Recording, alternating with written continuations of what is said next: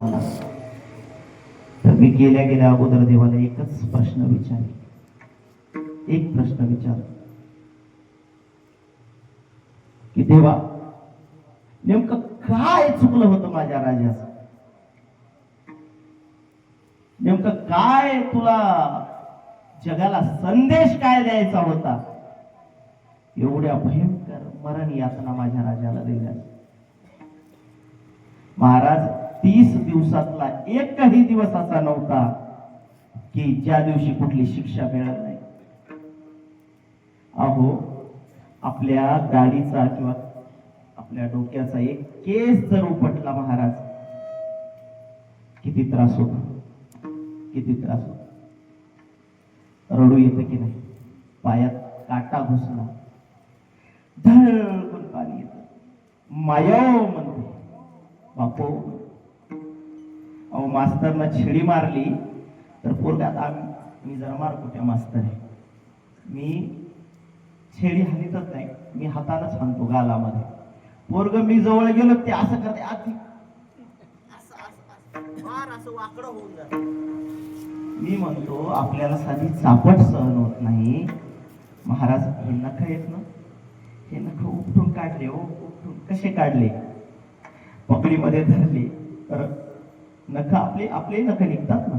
कधी ठेस लागल्यावर, ठेस लागली, नख आदर झालं आणि ते आदर झाल्यामुळं आपण दमानं त्याला असं काढलं, निघालं, काही हरकत नाही. हो अहो, नख असं ताज आहे, त्या नखाला असं धरलंय आणि असं कचकन उपटून काढलंय. 20ला 20 बोटांची नख दररोज उपटून काढली. हो, जीभ अशी ओढली, कशानं? चिमट्यानं, आणि हसडून अशी काढली.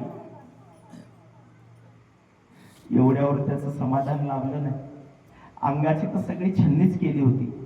अंगावर असा एकही असं जागा नव्हती की जिथं घाव नाही. रक्तबंबाळ झालेलं शरीर, बांधलेलं, कवी कलश असा बाजूला,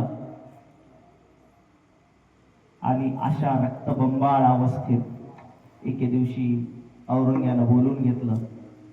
अब तो संभाजी बोला होगा ना. संभाजी को मैंने कहा था कि आजा हमारे इधर. उसने बोला था, मी धर्म सोडणार नाही. औरंग्या, तुलाच यायचं असेल तर ये.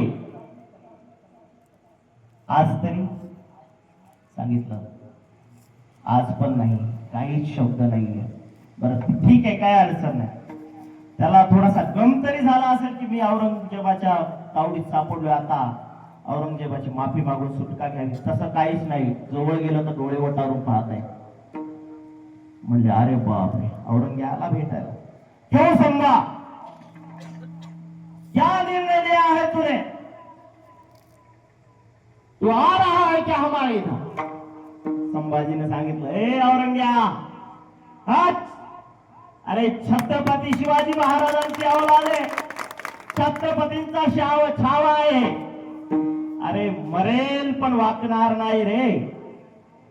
आणि डोळे वटारून छत्रपती संभाजी महाराजांचे डोळे म्हणजे काय आपल्यासारखे थोडेच राहणार, डोळे वाचले असे. औरंग्या गारच झाला आणि औरंग्या गार होऊन जागेवर मूर्छित पडला. औरंग्यानं फरमान सोडलं, ज्या डोळ्यांनी मला असं नजरेनं, तिरख्या नजरेनं पाहिले, ते डोळे निघाले पाहिजे. अशा लाल सरद अशा सळया शेकवल्या गेल्या आणि त्या लाल सळया छत्रपती संभाजी महाराजांच्या डोळ्यात खुपसल्या गेल्या. महाराज, डोळे बाहेर पडले. अहो, मी सांगतोय, चुलीमधला एखादा राखेच्या तुकड्यामध्ये जर साधं एखादं काय म्हणतात ते थोडीशी हे असेल, विस्तव असेल, तर तो विस्तव पोळाला तर आपण असा झटकून हात करणार आहे. डोळे काढले, तेही जळत जळत बाहेर पडले डोळे. हू नाही की चू नाही, देहावर उदास नाही तर काय. विठाला